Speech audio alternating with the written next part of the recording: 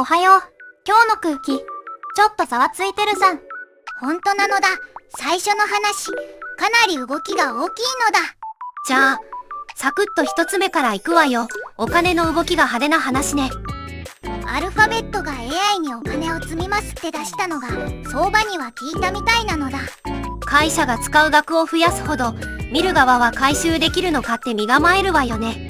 文化祭で予算だけ増えていくと、ちゃんと回るのか不安になる感じじゃん。そこに原油の上昇まで重なって、空気が一気に重くなったのだ。お金の出口が増えると、株にはかなり嫌な流れね。しかも長くお金を借りる目安の金利まで上がったんでしょう。そりゃそわそわするじゃん。そうなのだ。利回りってざっくりお金を貸してどれくらい戻るかの目安みたいなものなのだ。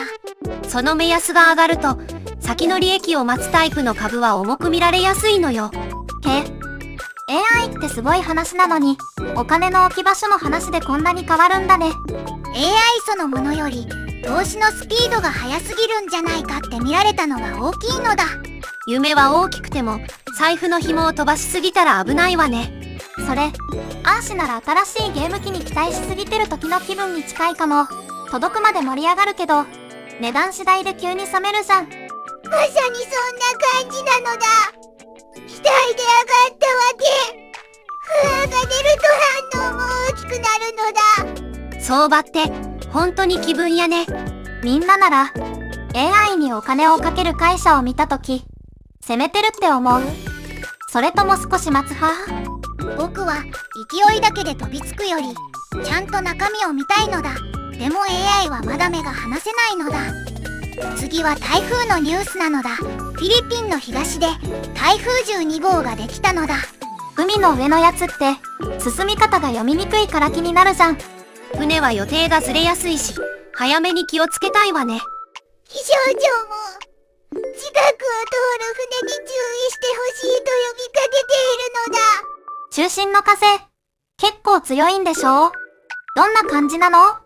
中心付近の最大風速は18メートルなのだ。それは外に出たら、髪も服もかなり持っていかれそうね。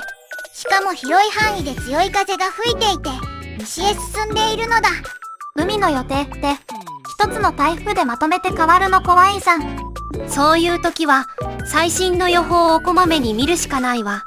台風は、発達した熱帯低気圧につく呼び名なのだ。つまり、まだ育ち途中から一気に台風になったってことだよね。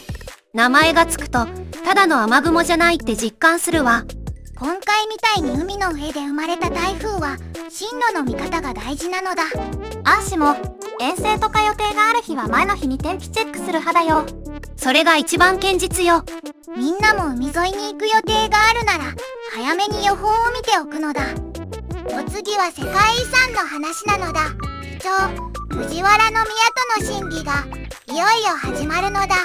世界遺産の話ってちょっとワクワクするじゃん。名前の時点で歴史感がすごいわね。奈良の明日高野津村を中心に橿原市と桜井市に広がる遺跡群なのだ。現地に行ったら空気まで違って見えそうだよね。今回見るのは韓国のプサンで開かれている委員会なのよ。ユネスコは国連の教育、科学、文化の機関のことなのだ。で、記載の勧告って書くって意味じゃないよね。ここでは世界遺産のリストに入れていいっていうお墨付きみたいなものね。先月、そのお墨付きが出ているから登録がかなり近い見通しなのだ。ほぼ合格前の空気って感じじゃん。そうね、最後の確認待ちってところかしら。決まれば日本の文化遺産と自然遺産を合わせて27件目になるのだ。27件目って聞くと積み重ねてきた感じがしていいじゃん。古い場所が今の人に見つかると、ただの遺跡じゃなくて話が見えてくるのよ。どこが評価されたのかまで見るともっと面白いのだ。みんなはこういう遺跡の話って見る目変わる？コメントで教えて。ここで台風の豆知識なのだ。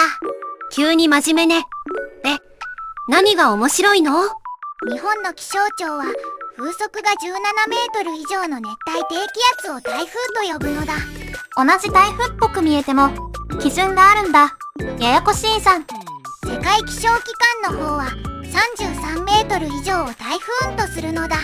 同じ海の話でも見る側で線が違うのね。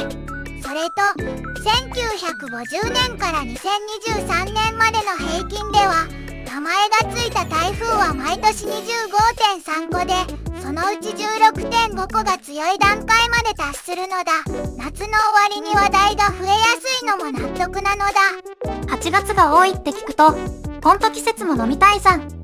今日は相場に台風に世界遺産で話題の触れ方が大きかったのだ。でもどれも今の空気につながっているのだ。気になったところは後で見返せるように概要欄を見ておきなさい。よかったら高評価してって、次回もフラッと寄ってね。また一緒に見てほしいのだ。